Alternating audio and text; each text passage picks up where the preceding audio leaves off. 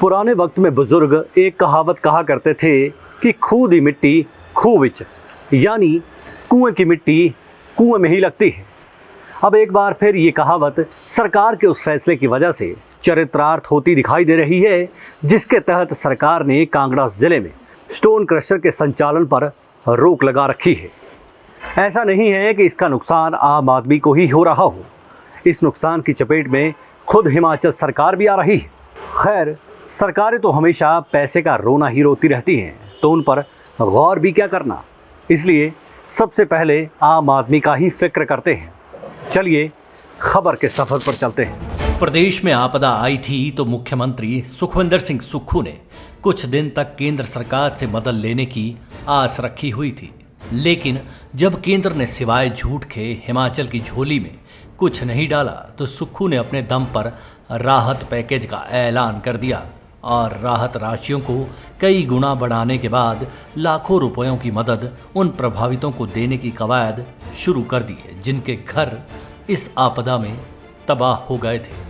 सरकार ने 7 लाख रुपया पुनः घर निर्माण के लिए देने की बात कही थी। इसके तहत सीएम सुक्खू ने कई लोगों को शुरुआती मदद के तहत कुछ लाख रुपए के चेक प्रभावितों को बांटे भी, लेकिन सवाल उठता है कि जब घर के निर्माण के लिए ज़रूरी क्रशर उत्पादन ही बंद हो जाएगा तो लोग महंगी क्रशर सामग्री से कैसे अपने घरों का निर्माण करेंगे। पुख्ता निर्माण के लिए ज़रूरी और साइंटिफिक लिहाज से तय मानकों के मुताबिक रेत बजरी मुहैया हो ही नहीं पा रही है। सामान्य रूप से खड्डों में पड़ी रेत बजरी ही मिल रही है, जो कि पुख्ता निर्माण के काम नहीं आ सकती, यानी गोल पत्थर बजरी बिना क्रश किए हुए लोग लगाने पर मजबूर है। जाहिर सी बात है कि जब बिना पिसी हुई रेत बजरी मकानों के निर्माण में लगेगी तो घरों में मजबूती नहीं बन पाएगी। घरों की दीवारों में दरारें, लेंटल पर लीकेज जैसे खतरे आने का अंदेशा ज़्यादा रहेगा। अगर ये कहें कि सरकारी मदद का आटा भी इन हालात में गीला हो जाएगा तो गलत नहीं होगा। आप खुद देखिए, रेत की एक ट्रॉली जो सामान्य दिनों में 1500 से 1700 रुपए के बीच में मिलती थी, अब उसका भाव 5000 से 5500 रुपए तक का पहुंच गया है। अभी तक जो सरकार ने मदद पहली किस्त के तहत लाख या 1.5 लाख रुपया जारी की थी, वो रेत में मिट्टी होने की कगार पर पहुंच चुका है। अगर मान लीजिए कुल 10 ट्रॉली रेता लगता है तो इसका मूल्य ही 50,000 से ऊपर चला जाता है।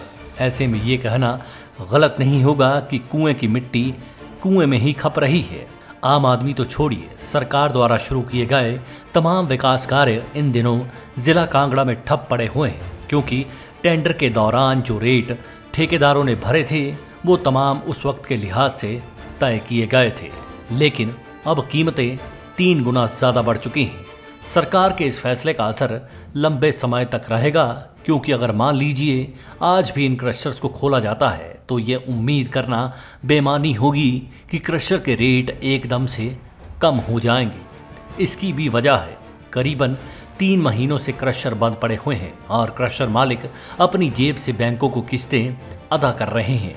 ऐसे में क्रशर की कीमतें लगता नहीं कि जल्द काबू में आ पाएंगी, क्योंकि ये मानवीय स्वभाव है कि कोई भी अदायगी बिजनेसमैन अपनी जेब से नहीं करता। अभी तक की जो किस्तें क्रशर मालिकों ने अपनी जेब से दी हैं वो उसकी भरपाई भी करेंगे, यानी एक बार फिर दे चपत पर चपत आम आदमी के मुंह पर लगेगी। आम आदमी की जेब से सब कुछ जाएगा तभी उसके हाथ में कुछ आएगा, लेकिन फिलवक्त तो हालात ये हैं कि आम आदमी की जेब में ऐसा छेद हुआ पड़ा है कि ना तो पैसा जेब में टिक रहा है और ना ही सरकारी फैसलों के सितम।